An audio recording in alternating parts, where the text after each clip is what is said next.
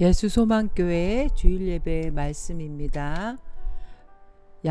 사무엘하 7장 1절부터 17절까지의 말씀으로 다윗의 성전 건축의 소원이라는 제목으로 말씀드리겠습니다.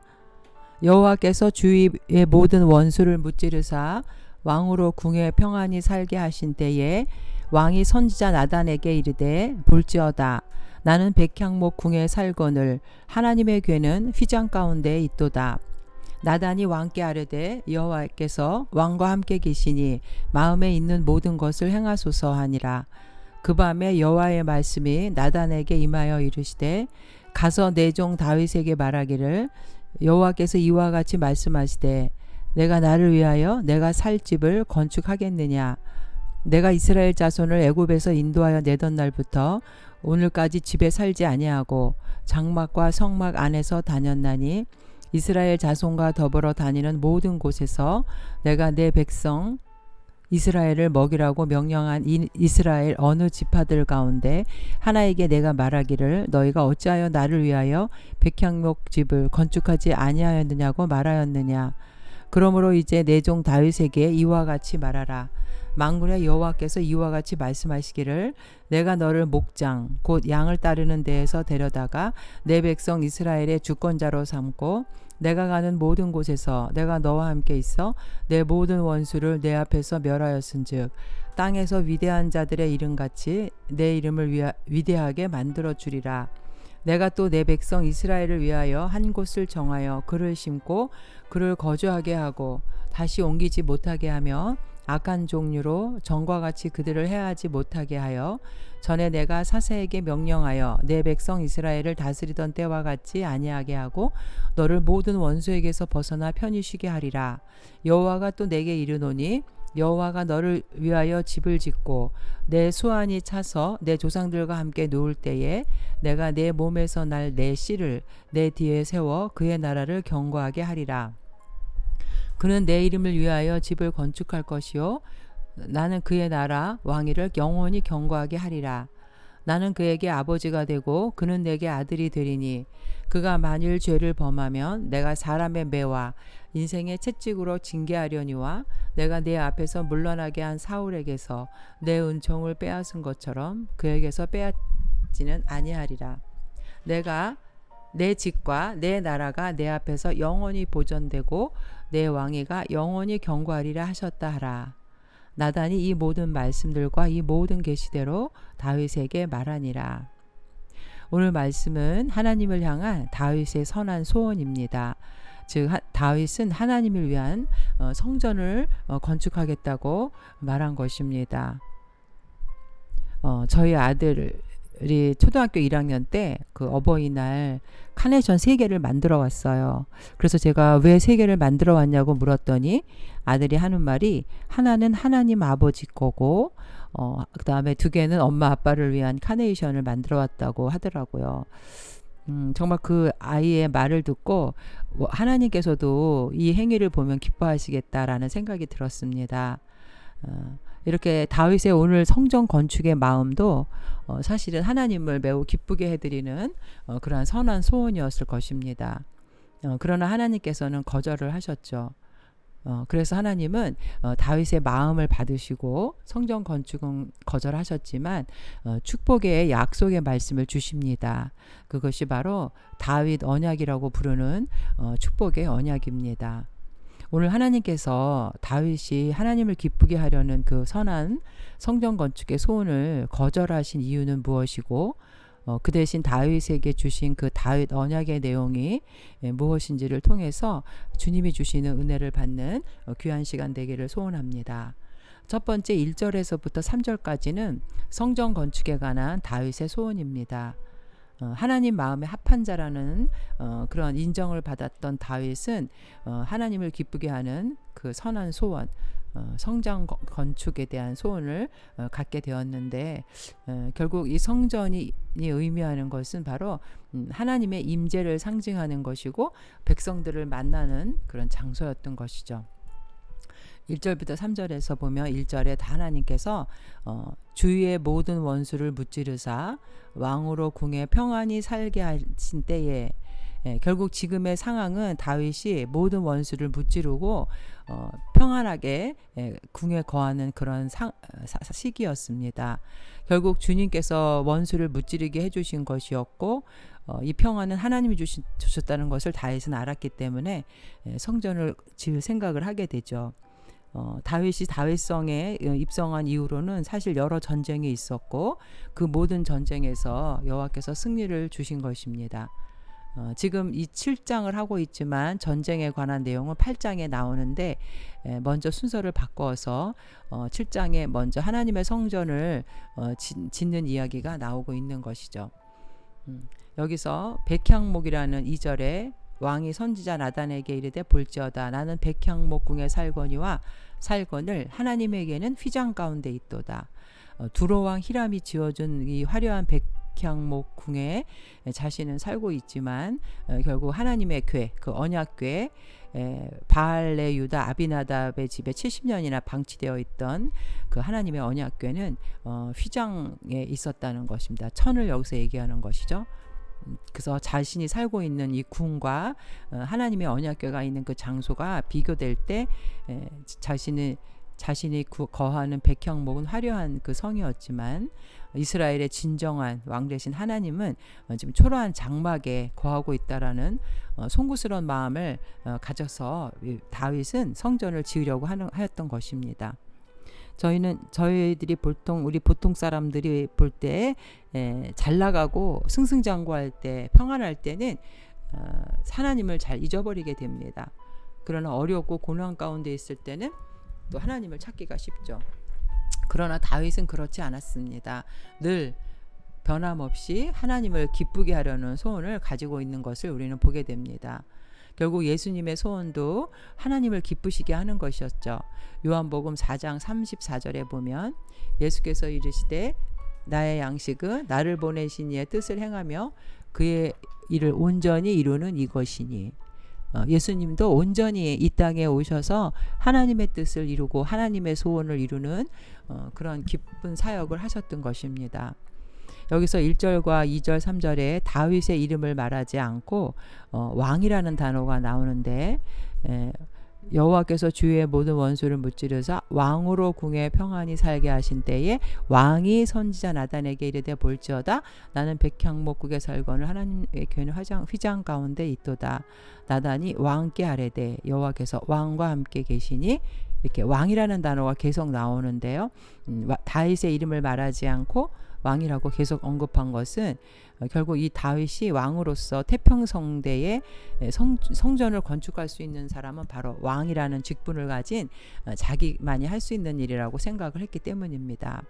왜냐하면 신명기 12장 10절에 보면 너희가 요단을 건너 너희 하나님 여호와께서 너희에게 기업으로 주시는 땅에 거주하게 될 때 또는 여호와께서 너희에게 너희 주의 모든 대적을 이기게 하시고 너희에게 안식을 주사 너희를 평안히 거주하게 하실 때에 너희는 너희 하나님 여호와께서 자기 이름을 두시려고 택하실 그것이 이제 성전을 말하는 거죠. 내가 명령하는 것을 모두 가지고 갈지니 곧 너희의 번제와 너희의 희생과 너희의 11조와 너희 손의 거제와 너희가 여호와께서 원하는 모든 아름다운 서물을 가져가고 결국 이 신명기에 나오는 여호와의 이름을 두시려고 택할 그것은 결국 성전을 말하는데 다윗은 이렇게 태평성대에 하나님을 전을 짓는 것은 말씀 가운데 있다는 것을 알고 태평성대가 하나님의 성전을 지을 수 있는 가장 적절한 시기라고 생각했던 것입니다.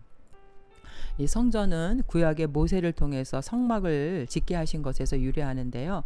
구약에서 하나님의 임재를 상징하는 장소는 이 성막이었는데 이 성막은 백성들이 옮겨 다닐 때마다 옮겨 다니는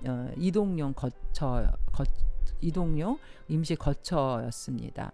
여기서 장막과 성막이라는 단어가 나오는데 결국은 모두 이동하는 그 거처라는 것을 임시 거처를 말하는데 여기서 이 장막이라는 것은 히브리어로 이거는 이제 텐트 이거는 장막은 영어로 텐트 장막은 텐트를 말하는데 여기에 해당하는 히브리어 오헬은 이동할 때 사용하는 임시 거주지, 천막을 의미하죠.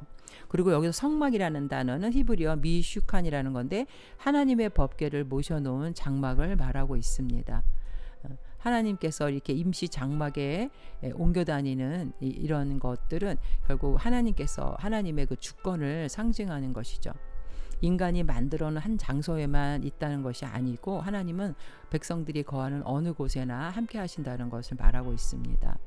그리고 이렇게 성막을 하나님께서 모세가 지은 그 장막, 그 성막에서 자기의 영광을 나타내신 것은 자기 백성들을 만나기 위한 장소였던 것입니다. 출애굽기 25장 8절에도 보면 내가 그들 중에 거할 성소를 그들이 나를 위하여 짓되, 그들 중에 거할, 그러니까 백성들과 만나기 위한 장소였다는 것이죠. 그리고 이 성전은 하나님의 임재를 상징합니다.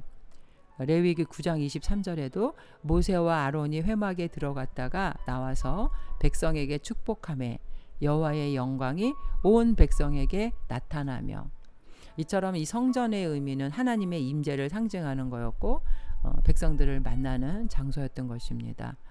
결국 이 다윗은 결국 하나님의 임재를 상징하고 백성들을 만나기 위한 이 성막, 성전을 자신이 그 성전을 짓고 하나님을 기쁘게 해드리라는 소원을 갖고 있었던 것입니다. 그러나 이러한 다윗의 선한 소원에도 불구하고 하나님은 거절을 하시게 되죠. 그러나 이것을 거절하신 것이 하나님은 오히려 그 다윗의 마음은 기쁘게 받으셨던 것입니다. 그래서 다윗에게 축복의 약속의 말씀, 일명 우리가 다윗의 언약이라고 부르는 축복의 언약을 주십니다. 결국 다윗은 성전을 건축하지는 못했지만 하나님의 축복의 약속의 말씀을 받게 되는데, 솔로몬의 우리가 1000번제를 그 기도를 하나님께서 기뻐하시고 그가 구하지 않은 것들을 다 주시는 것을 볼 때 우리는 하나님을 향한 그 선한 소원, 기쁘게 해드리려는 소원을 가져야 한다는 것입니다. 결국 우리가 하나님 앞에서 아뢰고 우리의 소원의 내용을 들어보면 하나님 나라와 그의 의를 구하는 그런 기도보다는 자신의 육신의 그 어떤 그 세상적인 것들을 구하는 경우가 많이 있는데, 자기 자신을 위한 기도보다는 하나님의 영광과 하나님을 기쁘게 해드리려는 이런 선한 소원이 있을 때 우리의 문제도 더불어서 응답되는 줄로 믿습니다. 두 번째는 결국 하나님께서 다윗의 소원은 거절하셨지만 그 다윗의 성전을 건축을 왜 거절하셨는지 4절과 7절에서 그 내용이 나옵니다. 하나님은 다윗에게 올바른 신앙관을 심어주고 싶으셨던 거죠. 하나님이 어떤 분인가를 알려주시고 싶어서 다윗의 이 소원을 거절하셨고, 하나님은 그 성전을 거절하셨던 이유가 결국 다윗을 위한 것임을 우리는 알게 됩니다. 첫 번째, 하나님께서 다윗의 성전 건축을 거절하신 이유는 하나님은 인간이 손으로 지은 그 고정된 장소에만 계시는 분이 아니라 무소부재하신 전능하신 하나님이라는 것을 알려주기 위함이었습니다. 4절 5절 쭉 보면은 가서 내 종 다윗에게 말하기를 여호와께서 이와 같이 말씀하시되 내가 나를 위하여 내가 살 집을 건축하겠느냐. 이 말은 건축하지 못한다는 거죠. 6절에 내가 이스라엘 자손을 애굽에서 인도하여 내던 날부터 오늘까지 집에 살지 아니하고 장막과 성막 안에서 다녔나니 이스라엘 자손과 더불어 다니는 모든 곳에서 내가 내 백성 이스라엘을 먹이라고 명령한 이스라엘 어느 지파들 가운데 하나에게 내가 말하기를 너희가 어찌하여 나를 위하여 백향목집을 건축하지 아니하였느냐고 말하였느냐. 결국 하나님이 거절하신 이유는 하나님은 고정된 집을 원하지 아니하시고 늘 함께 백성들과 함께 하신다는 것을, 임시 거처로 옮겨 다니는 함께 하시는 하나님이었다는 것을 여기서 얘기하고 있습니다. 결국 하나님은 한 곳에만 계신 분이 아니라 무소부재 어느 공간 어느 곳에라든지 계신 분이라는 것이죠. 결국 하나님은 이스라엘 백성들을 출애굽을 시키시고 40년 동안 백성들과 함께 걸으셨고 불기둥과 구름기둥으로 임재하시면서 백성들을 지키시고 보호하신 분입니다. 6절에 그 하나님의 그 대해서 거처하시는 장소를 장막과 성막이라고 말씀하신 것은 이것이 모두 다 이동용 거처라는 것을 말하기 위해서 사용한 단어입니다. 하나님은 지금까지 고정된 집에 거하시지 않고 이동용 천막에 거해 오셨는데 결국 하나님은 그 이동용 천막을 통해서 어느 곳에나 계신 하나님, 백성을 사랑하시고 지켜주시는 분, 인간의 수준으로 낮아지신 분이라는 거죠. 그러나 만약에 이 다윗이 성전을 짓게 되면, 그래서 거기서 언약궤를 둘 때 백성들이 생각하기를 하나님은 성전이나 지성소 한정된 곳에만 머물러 있는 분으로 오해할 가능성이 있었기 때문입니다. 그래서 하나님은 일단 성전 건축을 보류하게 하시고 백성들에게 하나님은 무소부지하신 분이라는 것을 알기를 원했던 것입니다. 하나님은 인간의 눈에 보이는 화려한 성전에만 계신 것이 아니라 정말 주님이 우리에게 요구하시는 것은 진정으로 영과 진리로 예배하는 분임을 깨닫기를 원하시는 것이죠. 이제 다윗 왕이 최초로 통일 왕국의 건립을 이루고 신정 왕국의 체제 하에서 신앙의 부흥을 이루기 위해 가장 먼저 필요했던 것은 외면적인 성전의 그 건축의 화려함보다는 내면적으로 백성들 안에 하나님이 온전히 거하실 수 있도록 영적인 자세를 먼저 가다듬는 것이 중요했기 때문이었습니다. 하나님을 진심으로 경외하고 하나님의 뜻에 부합한 삶을 삶으로써 우리는 삶 속에 거룩한 산 제사를 드려야 됩니다.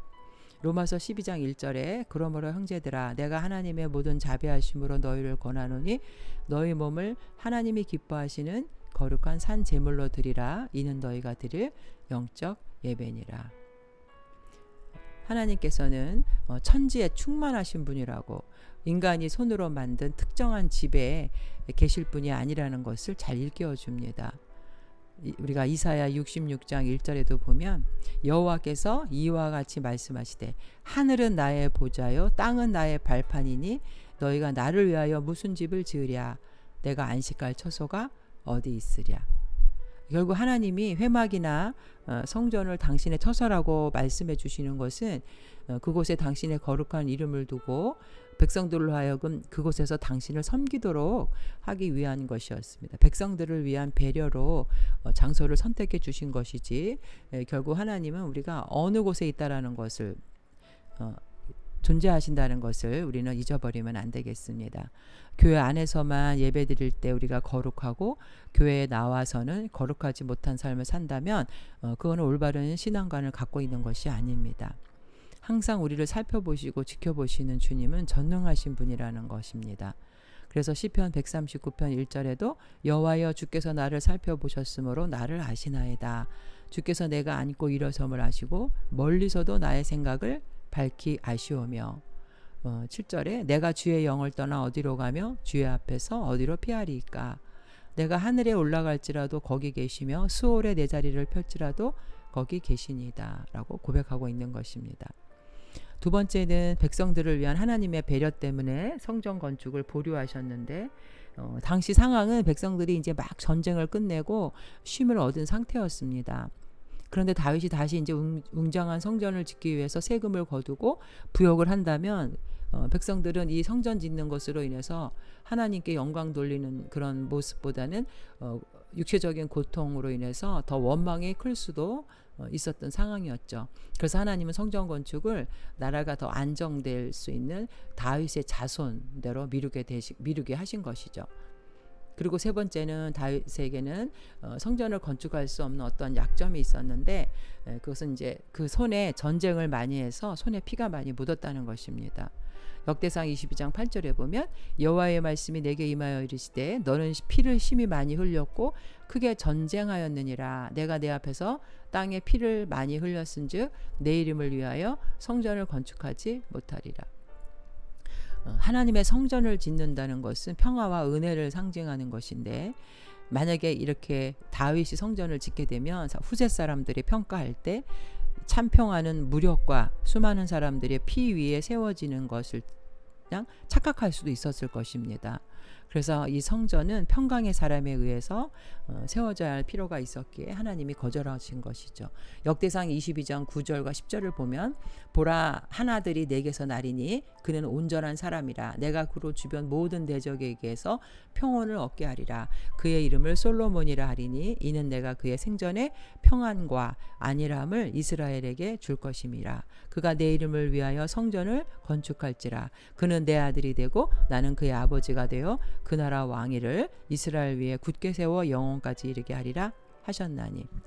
하나님은 모든 형편과 사정을 아셨고 백성들을 배려했고 또 먼저 하나님은 인간의 손으로 만든 한정된 곳에 있는 분이 아니라 무소부지하신 전능하신 하나님이라는 것을 깨닫게 하기 위해서 성전 건축을 거절하셨던 것입니다.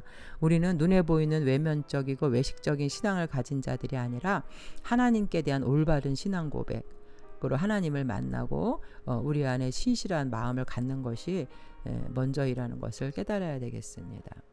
마지막으로 세 번째는 다윗에게 주신 축복의 다윗 언약입니다. 하나님은 이 성전을 건축하려는 다윗의 마음을 기쁘게 받으셨고 그러나 성전 건축은 거절하셨지만 다윗에게 축복의 약속의 말씀을 주십니다. 이것을 다윗 언약이라고 하는데 다윗의 왕가를 지켜주시고 영원한 성전이신 예수 그리스도를 다윗의 후손으로 보내주신다고 약속을 하십니다. 8절에서부터 17절까지의 내용인데 여기에 보면 결국 하나님은 하나님께서 늘 다윗과 함께 하시며 그를 존귀하게 해 주실 것이다. 9절에 그 다음에 13절에 다윗의 아들이 성전을 건축하게 하실 것이다. 그리고 16절에 다윗 왕가와 그의 나라가 영원히 견고할 것이다. 결국 이것은 1차적으로는 다윗의 왕권과 성전에 관해서 주신 것이지만 궁극적으로 여기서 영원히 그 나라를 견고하게 하실 것이다. 인간의 왕국은 영원한 것이 아니죠. 그래서 여기서 영원한이라는 말은 궁극적으로 다윗의 후손으로 오셔서 전 인류의 구속주가 되시는 예수 그리스도를 말하고 있습니다. 만왕의 왕이신 메시아 예수 그리스도가 오신다는 것을 여기서 예표하고 있는 것이죠. 그리고 특별히 이 다윗 언약은 하나님께서 모리아 산에서 아브라함에게 주신 언약, 창세기 22장 18절에 또 내 씨로 말미암아 천하 만민이 복을 받으리니 이는 내가 나의 말을 준행하였음이니라 하셨다 하니라. 두 번째는 시내산에서 모세를 통해서 이스라엘 백성들에게 주신 언약, 출애굽기 19장 4절부터 6절, 내가 애굽 사람에게 어떻게 행하였음과 내가 어떻게 독수리 날개로 너희를 업어 내게로 인도하였음을 너희가 보았느니라.